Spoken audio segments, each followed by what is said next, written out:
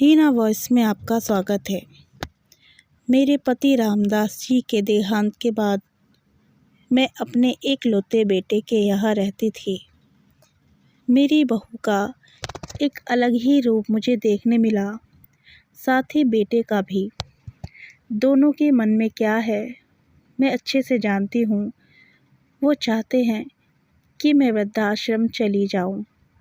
मेरे पति उनके जाने के बाद मुझे सब देखना और सुनना पड़ेगा, इसका मुझे अंदाज़ा भी नहीं था।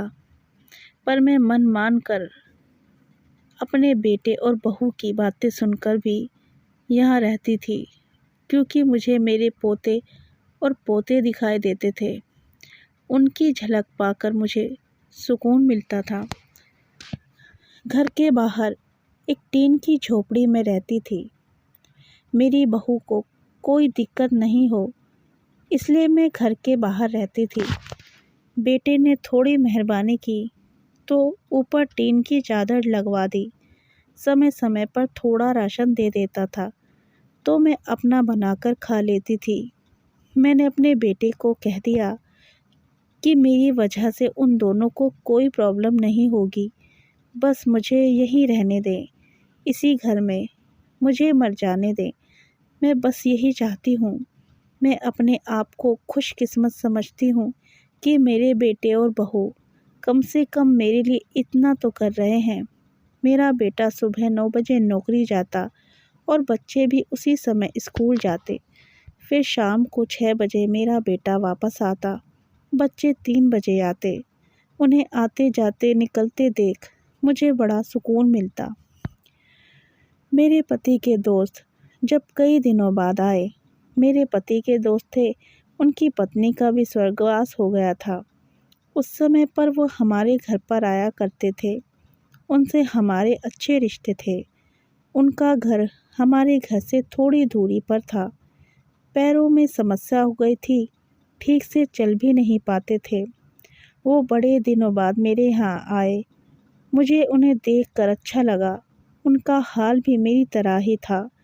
बच्चे अब उनसे भी परेशान थे, आकर मेरे पास अपना दुखड़ा रोते थे और उन दिनों को याद करते थे। बुढ़ापा हम जैसों को बहुत रुलाता है। उनकी पत्नी का स्वर्गवास हो गया था और उन्हें चलने उठने में समस्या थी, इसलिए वो तो अपना खाना भी नहीं खा पाते थे।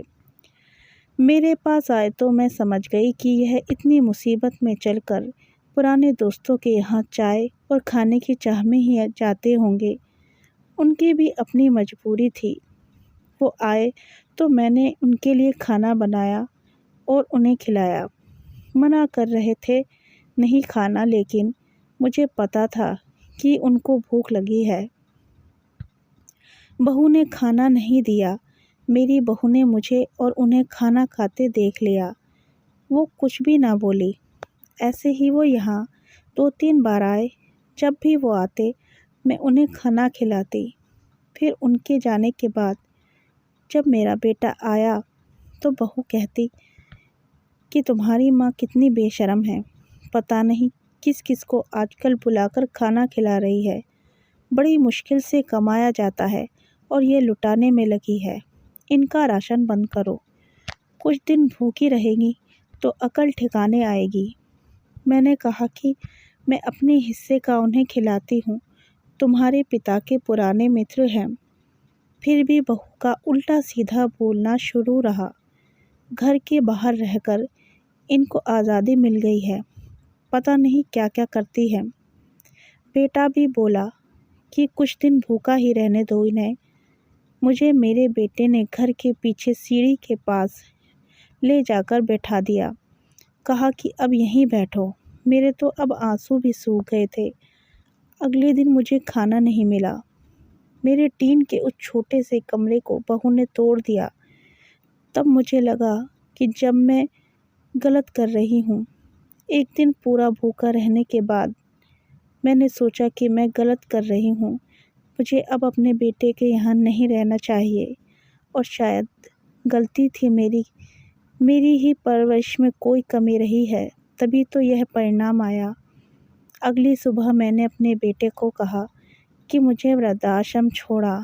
अब मैं तुम दोनों को ज़्यादा परेशान नहीं करना चाहती। बहू ने कहा कि एक दिन भूखी रही तो अकल ठिकाने आ गई ना। बेटे के चेहरे पर भी अजीब सी खुशी थी। जल्दी से तैयार हो गया मुझे छोड़ने के लिए। बहू कह रही थी कि आज की छुट्टी ले लो, यहीं आसपास मत छोड़ आना, कहीं 3 दिन में वापस आ जाएं। मैंने अपनी बहू से कहा कि बेटी चिंता मत कर, मैं अब नहीं आऊँगी। मैंने अपने पोता पोती को गले लगाया। मुझे पता था कि अब मिलना नहीं हो पाएगा। बेटे को भी चाहती थी कि एक बार जी भर के गले लगा लूं, लेकिन वो बोला चलो जल्दी करो। मैंने बहू को कहा कि बेटी अपना ध्यान रखना। मेरा बेटा मुझे छोड़ आया। वहाँ आकर मैंने देखा कि मेरी तरह कई हैं, थोड़े दिन उदास रहते हैं, फिर सच को स्वीकार कर लेते हैं। मैं अब यहाँ खुश हूँ, कुछ काम भी करती हूँ। मैं चाहती हूँ कि ऐसा कहूँ कि ऐसा किसी के साथ ना हो, लेकिन ऐसा कब किसके साथ हो जाए कोई बता नहीं सकता। लेकिन माँ बाप को ऐसे समय के लिए भी तैयार रहना चाहिए। बस बच्चों को पाल कर बड़ा कर दो, उनसे कुछ उम्मीद मत रखो। कहानी पसंद आई हो तो वीडियो को लाइक और चैनल को सब्सक्राइब ज़रूर करें।